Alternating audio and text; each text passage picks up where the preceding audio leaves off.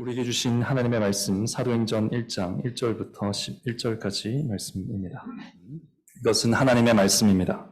데오빌로여, 내가 먼저 쓴 글에는 무릇 예수의 행하시며 가르치기를 시작하심부터 그의 택하신 사도들에게 성령으로 명하시고 승천하신 날까지의 일을 기록하였노라. 해 받으신 후에 또한 저희에게 확실한 많은 증거로 진리 사심을 나타내사 40일 동안 저희에게 보이시며 하나님 나라의 일을 말씀하시니라. 사도와 같이 모이사 저에게 분부하여 가라사대 예루살렘을 떠나지 말고 내게 들은 바 아버지의 약속하신 것을 기다리라. 요한은 물로 세례를 베풀었으나 너희는 몇 날이 못되어 성령으로 세례를 받으리라 하셨느니라. 저희가 모였을 때 예수께 묻자와 가로되 주께서 이스라엘 나라를 회복하심이 이때니이까 하니 가라사대 때와 기한은 아버지께서 자기의 권한에 두셨으니 너희 알 바 아니요 오직 성령이 너희에게 임하시면 너희가 권능을 받고 예루살렘과 온 유대와 사마리아와 땅 끝까지 이르러 내 증인이 되리라 하시니라. 이 말씀을 마치시고 저희 보는 데서 올리어 가시니 구름이 저를 가리워 보이지 않게 하더라.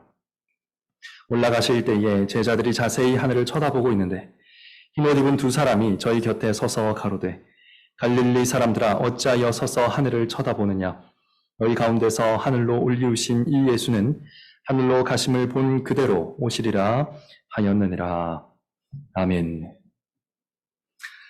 읽은 말씀으로 승천 연합하기 위해 떠나심이라는 제목으로 사도행전 강해 설교 예루살렘부터 사마리아까지 첫 번째 설교를 선포하도록 하겠습니다. 오늘부터 사도행전을 매주 설교합니다. 주보에 보시면 방금 읽어드렸던 제목에 나오는데요.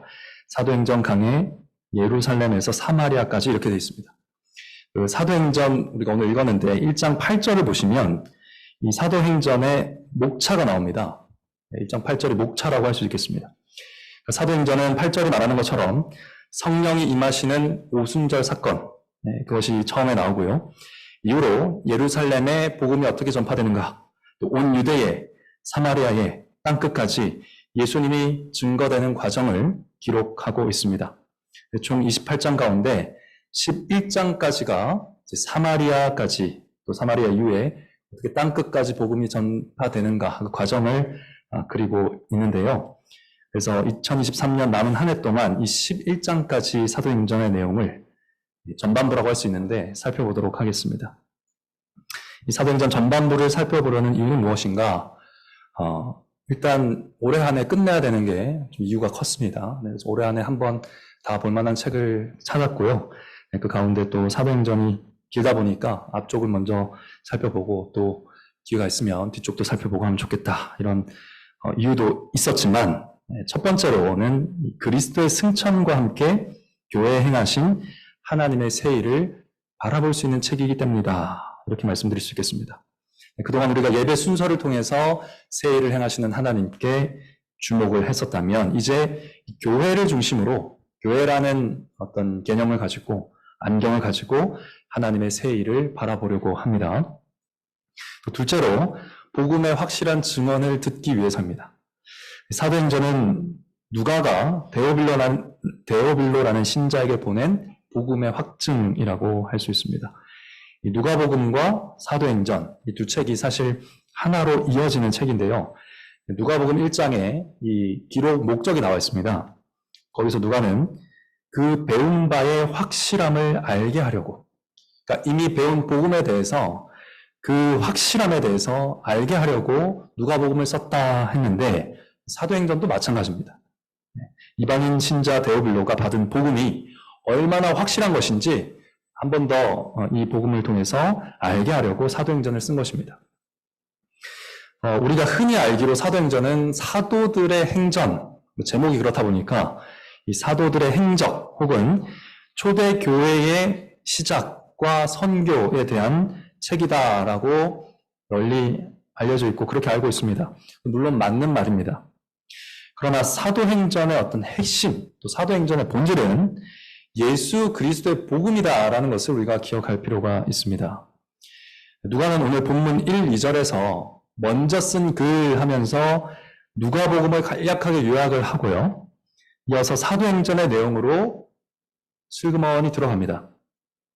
그런데 사실 1, 2절이 우리 한글 성경으로 보면 문장이 딱 끊어지죠. 그래서 1, 2절이 누가복음의 요약이고 3, 4, 5절이 이제 사도행전의 서문이구나 이렇게 볼 수 있지만 사실 원어로 보면 1절부터 5절까지가 한 문장입니다. 네, 중간에 끊어지지 않는 한 문장으로 되어 있습니다. 그러니까 누가복음을 요약한 문장으로 시작을 하는데 그 문장이 끊어지지 않고 자연스럽게 사도행전의 내용으로 넘어간다라는 것입니다. 사도행전의 스토리로 바로 이어진다라는 것이죠. 그러니까 누가복음에서 예수님의 승천하신 날까지 기록했다라고 1, 2절에서 말하고 있는데 사도행전도 사실 승천의 이야기로 시작을 하고 있습니다. 그러니까 두 책이 이 승천, 그리스도의 승천이라는 이 스토리를 다리로 해서, 브릿지로 해서 하나의 책으로 연결이 되고 있다 이런 의미로 이해하시면 되겠습니다. 이 두 책의 차이는, 그러니까 두 책이 하나의 책인데 두 책의 차이라 하면 이런 것들을 얘기할 수 있을 겁니다. 누가복음에는 예수님이 승천하신 날까지 이 땅에서 행하신 일들이 기록되어 있습니다. 그러니까 승천이 기준으로 해서 누가복음은 승천 날까지 이 땅에서 예수님이 어떻게 행하셨는가 기록을 하고 있습니다. 특히 이 누가복음이나 사도행전이나 길이 중요한데 누가복음은 갈릴리에서 예루살렘에 이르는 행적, 그 길이 굉장히 중요한 루트로 소개가 되면서 예수님의 여정을 쭉 그리고 있습니다. 그래서 예루살렘에서 마치고 있습니다. 반면에 사도행전은 예수님의 승천과 그 이후에 하늘에서 행하시는 예수 그리스도의 행적을 그리고 있습니다. 그러니까 두 책 다 예수 그리스도의 행적에 대한 책인데 누가복음은 이 땅에서의 그리스도의 행적, 사도행전은 천상에서의 그리스도의 행적을 그리고 있다. 이렇게 이해를 하시면 되겠습니다. 그래서 예루살렘에서 유대와 사마리아를 넘어서 땅끝까지 승천하신 그리스도께서 그 몸된 교회, 사도들을 통해서 어떠한 일을 행하시는가를 그리고 있는 책이 사도행전이다 하는 것이죠. 즉 성령님이 임재한 이 땅의 교회를 통해서 하늘에서 하나님 나라를 이루어 가시는 그리스도의 행적 혹은 그리스도의 행진, 이것이 사도행전의 주요 주제다, 이야기다 이렇게 이해하시면 되겠습니다. 특별히 사도행전 28장을 보면 하나님 나라의 복음이 로마에서도 왕성하게 전파되고 있다라는 내용으로 끝이 나는데요. 사실 로마는 땅끝이 아닙니다. 땅끝의 일부일 뿐이죠. 오늘도 우리 교회를 포함한 온 땅의 교회를 통해서 이 왕의 행진이 계속되고 있고요. 복음이 이르러야 될 땅끝까지 이 행진이 계속될 겁니다. 그래서 오늘도 새 일을 행하고 계시는 하늘 왕의 이 행적을 바라보고 또 그 말씀에 귀 기울이기 위해서 사도행전을 설교하려는 것입니다. 자, 그럼 오늘 본문 같이 한번 살펴보도록 하겠습니다. 오늘 본문이 다루는 내용은 사실 아주 간단합니다. 예수님께서 부활하신 후에 승천하신 날까지 40일이라는 시간이 걸렸습니다. 이 40일 동안에 제자들과 함께 지내시면서 행하신 일 3가지를 소개하고 있습니다. 첫째, 예수님은 제자들에게 예수님 당신의 부활을 증거하셨습니다. 제자들에게 여러 증거로 예수님의 부활에 대해서 증거하셨습니다. 이것이 첫 번째 하신 일이고요. 둘째, 예수님은 제자들에게 하나님 나라의 일에 대해서 말씀하셨습니다. 그리고 셋째로 예수님은 제자들에게 아버지의 약속하신 성령을 기다리라고 명령하셨습니다. 그리고는 제자들 보는 앞에서 승천하셨죠. 하늘 속으로 승천해 올라가셨습니다. 그 이후에 제자들은 예수님의 부활과 승천을 목격한 사도로서 정체성을 분명히 가지고 사역을 해 나가기 시작합니다. 이것이 오늘 본문의 전체 내용입니다. 자, 그런데 본문을 좀 본격적으로 살펴보기 전에 한 가지 의문을 해소해야 될 것 같습니다. 예수님은 왜 제자들을 떠나시고 계십니까? 예수님 왜 제자들을 떠나시는가? 궁금하지 않으십니까? 왜 계속 제자들 곁에 있으면 안 되는가? 왜 제자들 곁에서 교회 곁에 계시면서 그들을 인도하시지 않고 이렇게 승천하여 떠나가시는가? 그것은 아이러니하게도 예수님은 교회와 한 몸이 되기 위해서 떠나신 것이다. 이렇게 이해를 해야 될 것 같습니다. 이 설교 제목처럼 연합하시기 위해서 떠나신 사건이 승천이라는 것이죠. 구체적으로 예수님은 오늘 본문에서 행하신 세 가지 일과 관련해서 교회와 연합하시려고 승천하셨습니다. 그러니까 승천을 준비하신 거죠. 네, 승천하셔서 방금 설명드린 그 세 가지 일에서 교회와 연합하시려고 승천을 하신 겁니다. 첫 번째로 예수님의 부활, 그 영광스러운 부활이 교회의 소망이 될 수 있도록, 교회의 소망으로 연합될 수 있도록 승천하셨습니다. 둘째로 예수님의 사명, 그 하나님 나라의 일이 교회의 사명이 될 수 있도록, 교회의 사명과 연합할 수 있도록 승천하셨습니다. 셋째로 예수님의 그 능력, 하나님의 성령이 교회의 능력이 될 수 있도록, 교회의 능력으로 연합될 수 있도록 승천하신 것입니다. 그래서 머리이신 그리스도의 부활의 영광에 몸된 교회도 연합하도록, 머리이신 그리스도의 하나님 나라 일에 몸된 교회도 연합하도록, 또 머리이신 그리스도의 성령의 권능에 몸된 교회도 참여하고 연합하도록 우리 주님께서 승천하신 것입니다. 자, 무엇을 소망하고 무슨 일을 행하고 또 어떤 힘으로 하는 자인가? 무엇을 소망하고 무슨 일을 어떤 힘으로 행하는 단체인가? 이에 대한 답은 그 사람이나 혹은 그 단체의 정체성을 말해줄 겁니다. 결국 예수님은 승천하시는 그날까지 사도들의 정체성을 바로 세우시고 떠나가신 것입니다. 또한 사도의 터 위에 서게 될 교회의 정체성을 바로 세우실 준비를 하시고 또 승천하셔서 바로 세우신 것이죠. 즉 저와 여러분의 정체성을, 저와 여러분이 어떤 사람인지 어떤 존재인지를, 정체성을 승천으로 세우셨다는 것입니다. 나의 소망으로 나의 사명을 이루며 나의 능력으로 살지 않고 머리이신 예수님의 소망으로 예수님의 사명을 이루며 예수님의 능력으로 살아가도록 부름받은 자들이 교회입니다. 그럼 그렇다면 우리는 누구입니까? 여러분은 누구십니까? 우리는 교회입니까? 나는 교회일까요? 우리 성령님께서 이 말씀으로 믿음을 일으키고 또 돌이켜 회개하는 새해를 허락하시기를 간절히 소망하는 마음으로 말씀을 선포하겠습니다. 함께 말씀 앞에 바로 서게 되시기를 간절히 바랍니다. 자, 아까 소개드렸던 그 세 가지 조금 깊이 살펴보도록 하겠습니다. 예수님이 승천하심으로 이루신 이 세 가지 연합에 대해서 말씀을 상고하도록 하겠습니다. 첫째로 예수님은 그의 영광스러운 부활이 교회의 소망이 되도록 승천하셨다 그랬습니다. 예수님은 부활 이후에 승천하신 40일 동안 예수님이 정말 부활했다는 그 사실에 대해서 입증하는데 많은 노력을 기울이셨습니다. 많은 확실한 증거를 사용했다.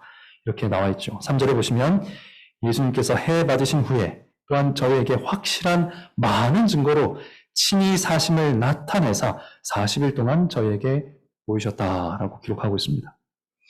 여기서 나타내다라는 이 헬라어 단어는요, 이 증거들을 하나하나 배열해서 둔다 이런 뜻입니다.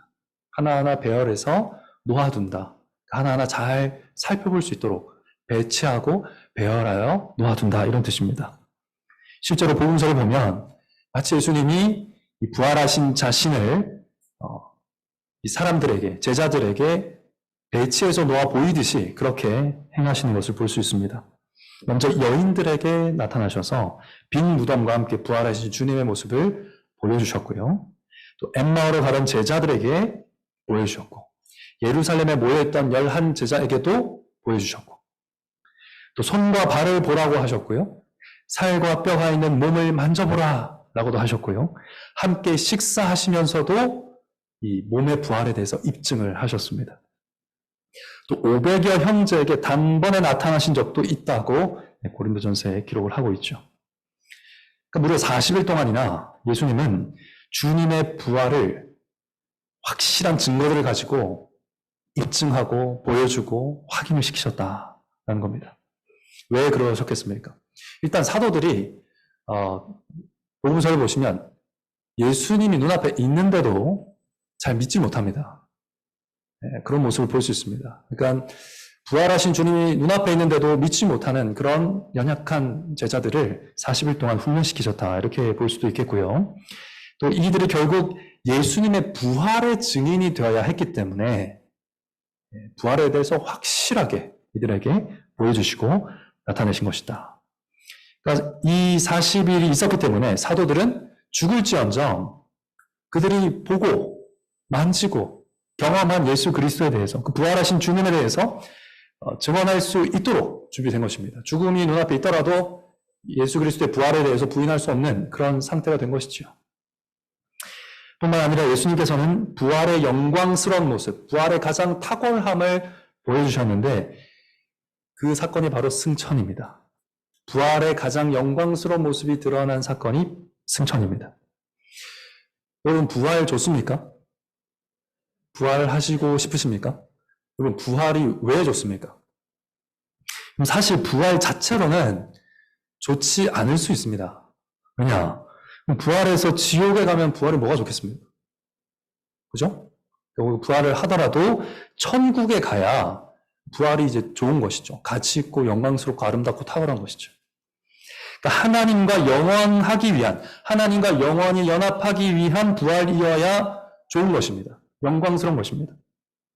즉 부활은 하나님이 계신 곳으로 가는 승천이어야, 승천으로 이어져야 좋은 것입니다. 그런 의미에서 예수님의 승천은 부활의 영광을 보여주고 있다라고 말할 수 있는 것이죠. 9절을 보시면 이 말씀을 마치시고 저희 보는 데서 올리워 가시니 구름이 저를 가리워 보이지 않게 하더라. 여기에서 이제 예수님의 승천이 나타나고 있는데 이 구름이 어떤 구름일까요? 성경에 보면 여러 특별한 구름들이 자주 나타납니다. 언제가 기억이 나십니까? 솔로몬이 성전을 완공하고 나서 어떻게 되죠? 성전에 여호와의 영광의 구름, 쉐키나 구름이 가득하게 됩니다. 또 구름이 가득하게 해서 하나님의 임재를 나타냈던 적이 있는데 변화산에서 그 모세와 또 엘리야를 예수님께서 만나실 때, 또 세 제자가 함께 있을 때 구름이 거기에 가득하게 자욱하게 내리게 됩니다. 그리고 그 구름 속에서 하나님의 음성이 들립니다. 네, 하나님의 임재의 구름이 거기에도 임했던 것이죠. 그러니까 승천하신 예수님을 이 구름이 가렸다 하는데 이 구름은 예수님이 하나님의 영광 속으로 들어갔다, 하나님이 계신 곳으로 들어갔다, 그것을 나타내주고 보여주는 그 하나님의 영광의 구름인 것입니다. 그러니까 너무 높이 올라가 우주로 날아가 버리셔서 안 보이신 게 아니고 어떤 지점에서는 하나님이 계신 차원으로 이제 나아갔기 때문에 제자들은 볼 수가 없었던 것이죠. 근데 여러분, 이게 저의 추측이 아닐까요? 예수님이 하나님께 나갔다는 건 어떻게 합니까? 제 추측으로 이걸 믿으시면 안 됩니다. 그죠? 아니, 예수님이 구름 속으로 사라지셨는데 도대체 예수님이 하나님의 품에 가셨다는 걸 어떻게 할 수 있는가? 그걸 본 사람이 있습니까? 이렇게 질문할 수 있겠습니다. 그런데 본 사람이 있죠. 본 사람이 있습니다. 바로 다니엘 선지자가 보았습니다. 다니엘 7장 13절 14절 보시면 그가 본 환상에 대해서 이렇게 기록이 되어 있습니다. 내가 또 밤 이상 중에 보았는데 인자 같은 이가 하늘 구름을 타고 와서 옛적부터 항상 계신 자에게 나와 그 앞에 인도되매 그에게 권세와 영광과 나라를 주고 모든 백성과 나라들과 각 방언하는 자로 그를 섬기게 하였으니 그 권세는 영원한 권세라 옮기지 아니할 것이요 그 나라는 패하지 아니할 것이니라. 아멘. 그러니까 이 다니엘이 본 환상대로 오늘 본문의 구름은 예수님을 옛적부터 계신 하나님께, 옛적부터 항상 계신 하나님께 인도하여 갔을 것입니다. 우리는 못 봤으니까. 그러나 다니엘이 본 대로 말하자면 그 구름이 하나님 앞으로 예수님을 인도하여 갔을 것입니다. 예수님은 하나님께 권세와 영광과 나라를 받았을 것이고요. 영원한 나라의 왕이 되신 것입니다. 그렇기 때문에 예수님께서 성부께 성자, 성령 하나님을 청하여서 이 제자들에게 보내실 수 있었던 겁니다. 왕좌에 앉으셨기 때문에. 오순절 성령 강림 사건은 예수님이 승천하셔서 하늘 보좌 우편에 앉아 있다라는 너무나 명백한 증거입니다. 예수님 그걸 약속하셨기 때문에, 그 약속이 그대로 이루어졌기 때문에 승천하신 예수님이 보좌 우편에 앉으셨구나. 우리가 성령 강림 사건을 통해서 그 일을 알게 되는 것이죠. 성도 여러분, 이 승천에 나타난 이 부활의 영광은 예수님의 몸인 교회의 것이기도 합니다. 저와 여러분의 것이기도 합니다. 예수님은 그의 몸된 교회도 예수님처럼 부활해서 하나님의 영광의 품에 안길 것이라는 확실한 보증이 되셨습니다. 우리도 그와 같이 올리워져서 하나님의 영광 속으로 들어가게 될 것이라는 확실한 보증이 예수 그리스도의 승천이라는 것이죠. 머리와 몸이 떨어질 수 없는 것처럼 그리스도의 부활과 승천은 우리와 떨어질 수 없게 연합되어 있다라는 것입니다. 그래서 성경이 뭐라고 말합니까? 우리가 지금 이 땅에 있는데 이미 우리가 그리스도 예수 안에서 함께 하늘에 어떻게 됐다? 앉아 있다라고 선포하는 겁니다. 그 말씀은 이런 뜻이죠. 그 정도로 예수 그리스도의 부활과 승천이 우리와 밀접하게 연관되어 있고 연합되어 있다 그 말입니다. 이게 너무나 확실한 사건이다라는 것이죠. 예수님이 주신 이 소망은 교회가 이 땅에서 왕 같은 제사장답게 살 수 있게 합니다. 하나님을 예배하는 제사장이면서도 그리스도와 함께 왕 노릇하면서 살아가게 합니다.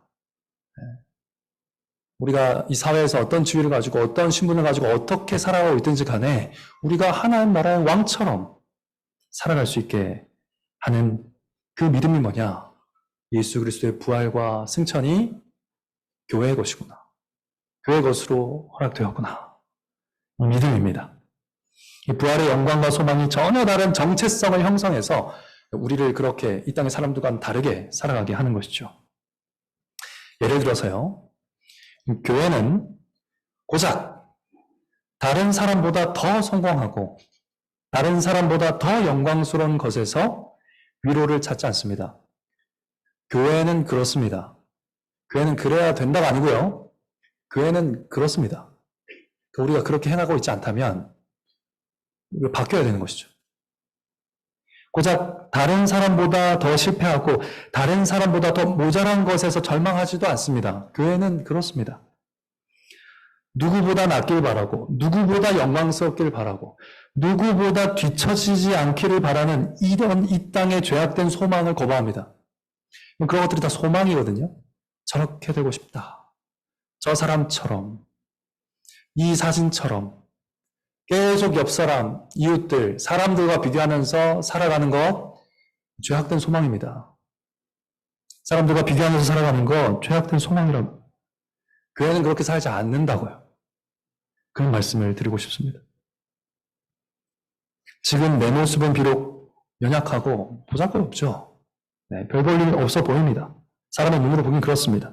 그러나 그리스도와 함께 가장 영광스러운 왕좌에 확실히 앉게 될 것을 소망하면서 살기 때문에 사람들과 이 비교하는 고작 그런 삶을 살지는 않는 겁니다.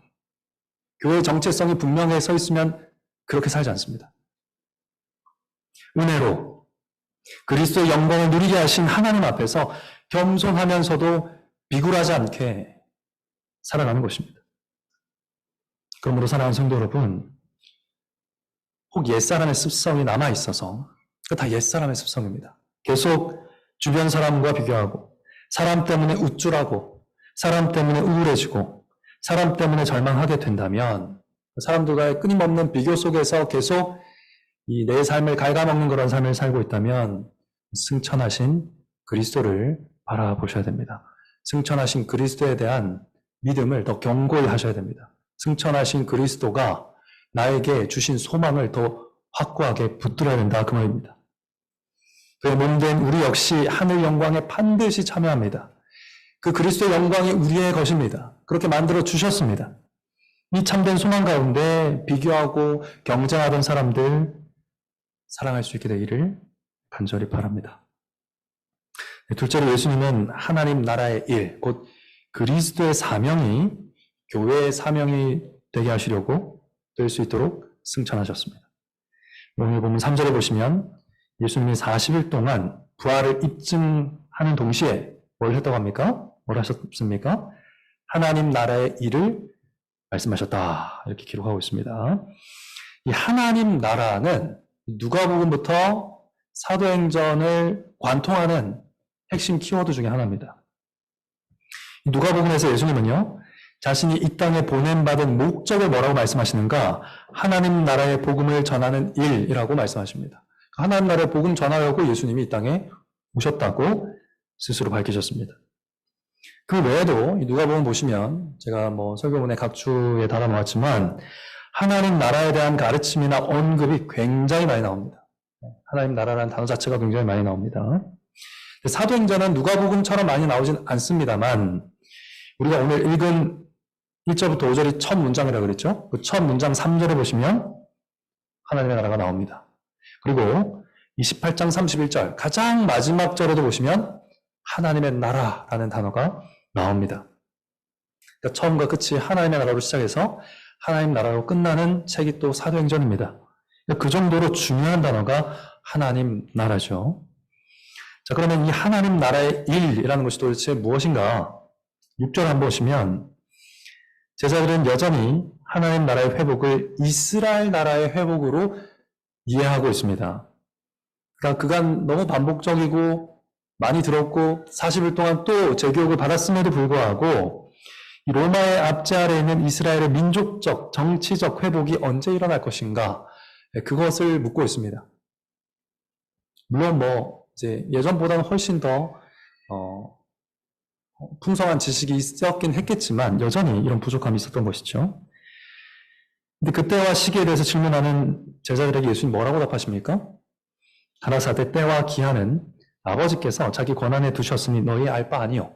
그러니까 이스라엘 민족적인 회복은 하나님이 창조하신 역사와 하나님이 정하신 때에 하나님께서 회복하실 테니 너희 알 바가 아니다. 너희의 소관이 아니다. 너희 권한에 없는 일이다. 그건 중요한 게 아니고 뭐가 중요하다고 합니까? 오직 성령이 너희에게 임하시면 너희가 권능을 받고 예루살렘과 온 유대와 사마리아와 땅끝까지 이르러 내 증인이 되리라.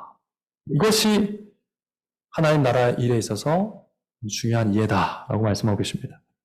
그러니까 하나님 나라의 일이란 민족적, 정치적 국가의 회복이 아니다.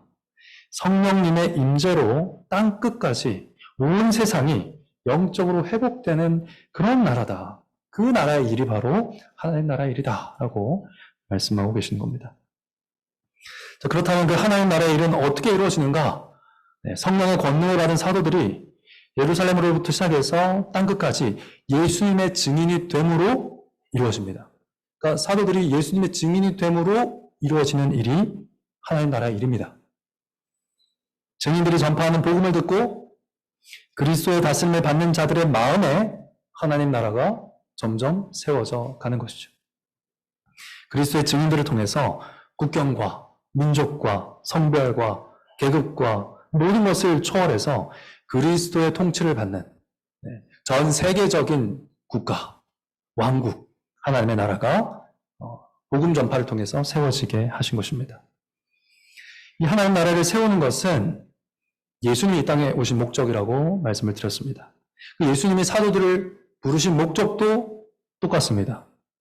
그리고 그 이후에 교회 모든 성도들을 불러 모으시는 목적도 똑같습니다. 영광스러운 부활의 소망을 교회에게 주신 이유, 우리가 첫 번째로 살펴봤던 그 소망을 우리에게 주신 이유도 동일합니다.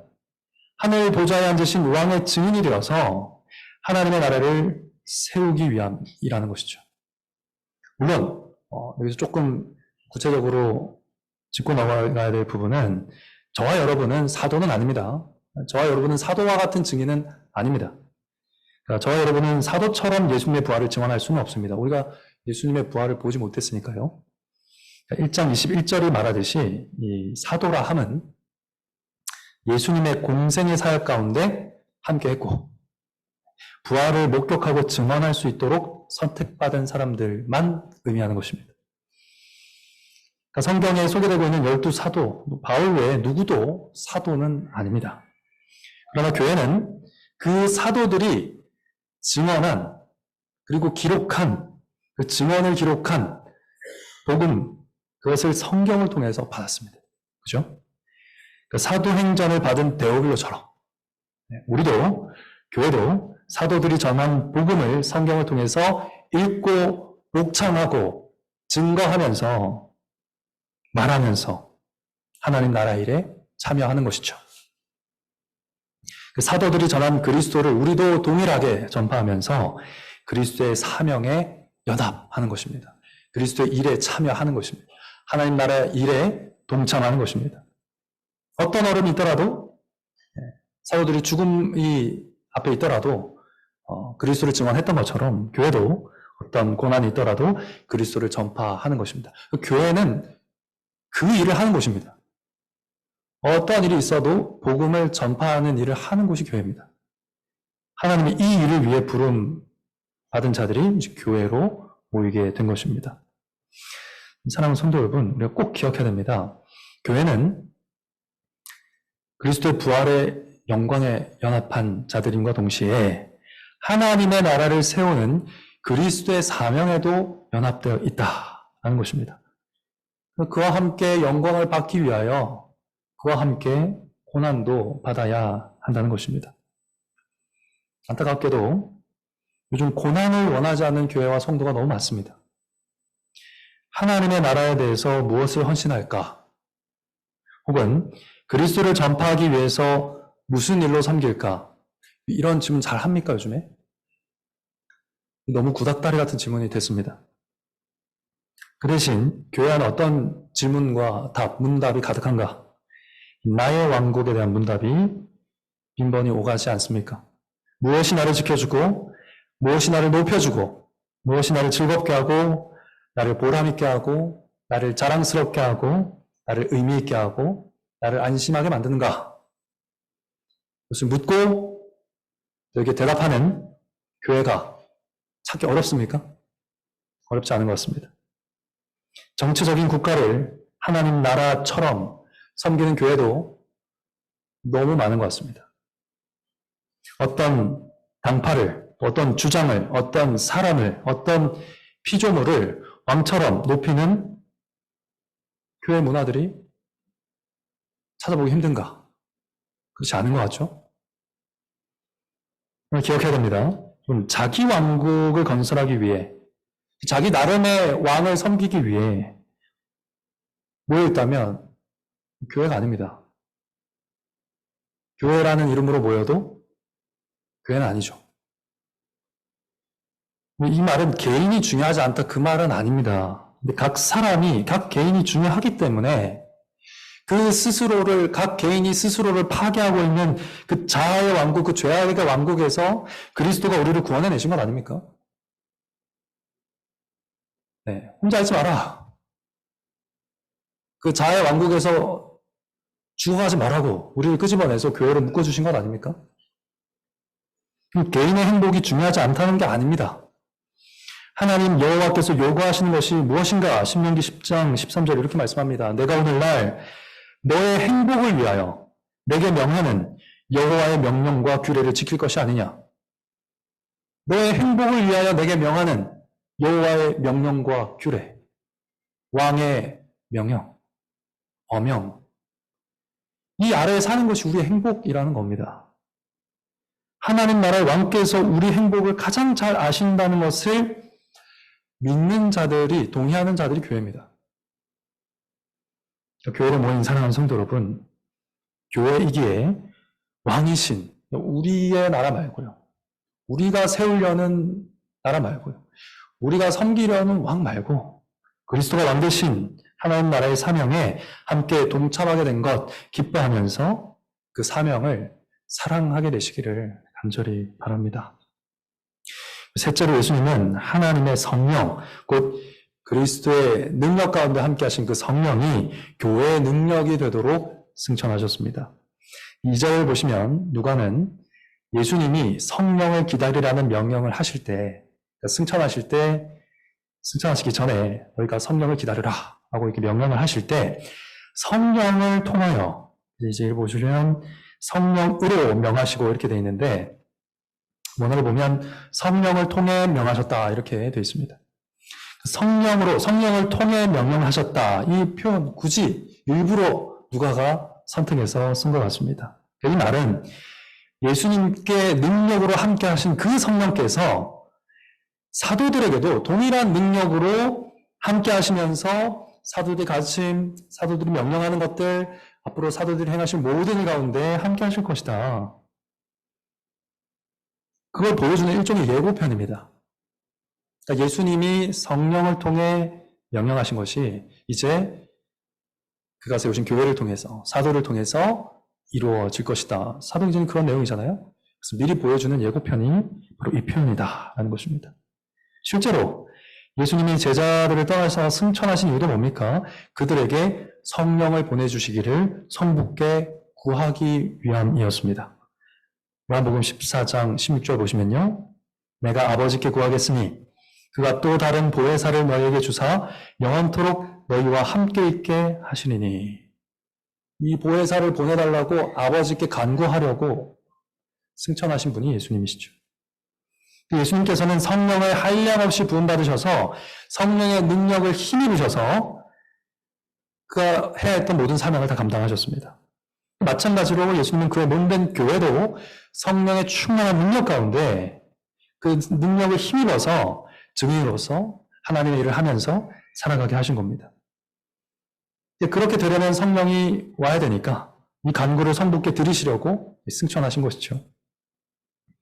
예수님이 사도들을 떠나가셨지만 보혜사를 간구하러 떠나가셨다라는 이 사실이 사도들에게 큰 기쁨이 되었던 것 같습니다. 사실 예수님이 떠났으면 굉장히 그날 슬픈 날일 수도 있는데 누가복음 24장 51절부터 53절 보시면 오늘 우리가 읽은 이 날, 승천하신 같은 날에 일어난 일에 대해서 약간 다르게 이렇게 기록을 하고 있습니다. 축복하실 때에 저희를 떠나 하늘로 올리우시니 승천하시는데 저희가 그에게 경배를 합니다. 경배를 하고 큰 기쁨으로 예루살렘에 돌아가 늘 성전에 있어 하나님을 찬송하니라.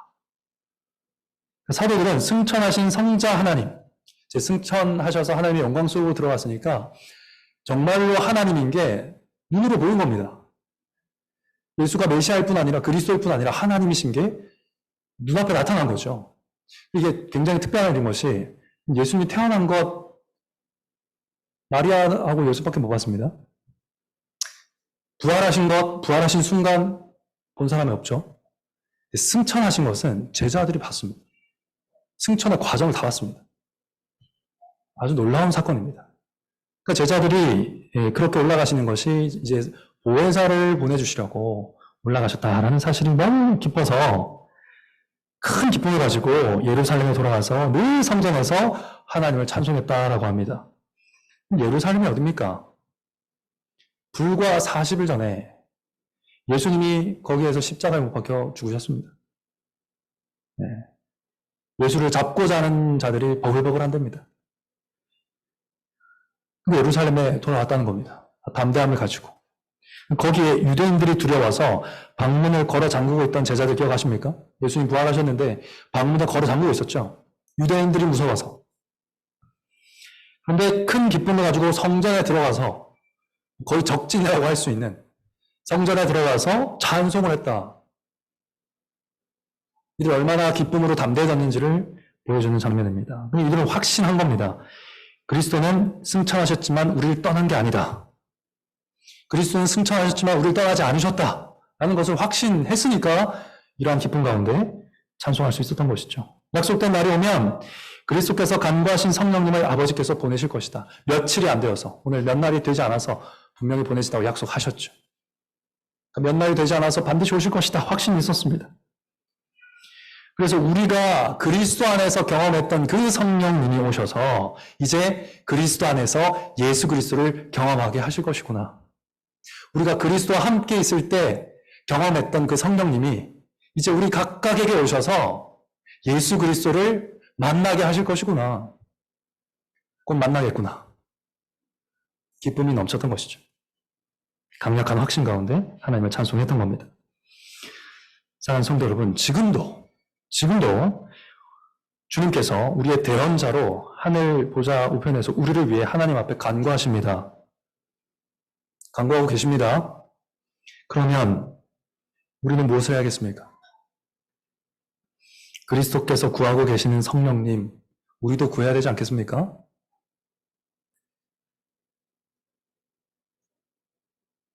예수님이 뭘 구하고 계시겠습니까? 우리 각각이 그리스도의 영으로, 성령으로 충만해지기를 구하고 계시지 않겠습니까? 우리도 예수님의 소원과 같이 성령으로 충만해지기를 간구해야 하지 않겠습니까?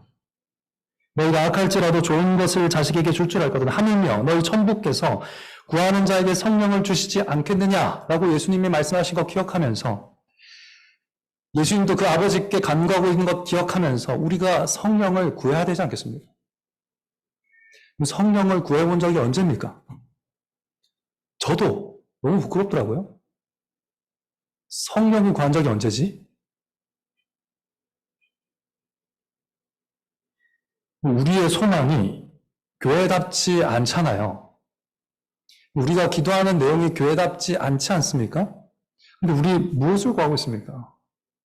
성령을 구해야 할 때입니다.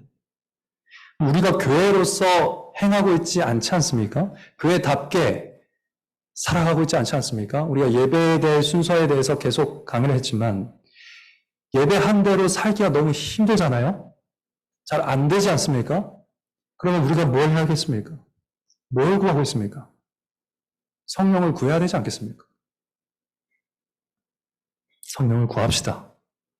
위의 것을 구하고 땅의 것을 구하지 않도록 교회가 응당 가져야 될 소망으로 소망하고 교회가 응당해야 될 일들을 할 수 있도록 교회라는 정체성을 가지고 이 땅에서 살아갈 능력이 하늘로부터 임하도록 간구하고 기도하는 저와 여러분 되기를 간절히 바랍니다. 이 말씀 정리하겠습니다. 오늘 우리는 머리와 몸처럼 하나됨을 이루시려고 제자들을 떠나가신 승천하신 구주 예수 그리스도의 복음을 들었습니다. 복음입니다. 이 자리에 앉아 계시지만 교회에 참으로 속하지 않은 분 혹 계시면 오늘 들으신 예수 그리스도가 얼마나 위대한 분이신지를 진지하게 한번 생각해 보십시오. 세상에 이런 신이 있습니까? 단언컨대 없을걸요? 진지하게 생각해 보시기 바랍니다. 여러분의 헛된 소망을 바꾸시고 허무한 일들을 버리게 하시고 하늘로부터 주어지는 능력으로 영원한 기쁨 가운데 살아가도록 우리를 부르고 계신 예수님을 받아들이십시오. 받아들이시기 바랍니다. 그것이 여러분 인생의 최고의 복이 될 것입니다. 그리고 교회에 속해 계시지만 죽은 몸처럼, 죽은 지체처럼 살아가고 계신 교회의 정체성을 마구마구 잃어버리신 분들이 혹시 이 자리에 계시면, 저와 같은 분들이 이 자리에 혹시 계시면 이 복음으로 부르시는 주님께 다시 돌아오시기를 바랍니다. 그리스도의 부활의 영광과 소망에 다시 연합하자 하십니다. 나오시기 바랍니다. 하나님의 나라 일에 다시 참여하자 하십니다. 참여하시기 바랍니다. 주님이 주시는 성령의 능력으로 살아가라. 성령을 구해라. 내가 간구하고 있다 하십니다. 간구하시기 바랍니다. 돌이키시기 바랍니다. 기도하고 성령을 구하며 믿음과 회개로 주님께 돌이킬 수 있도록 성부, 성자, 성령 삼위 하나님의 은혜가 광교장로교회 이 자리에 앉아있는 모든 회중 위에 함께하기를 간절히 축원합니다.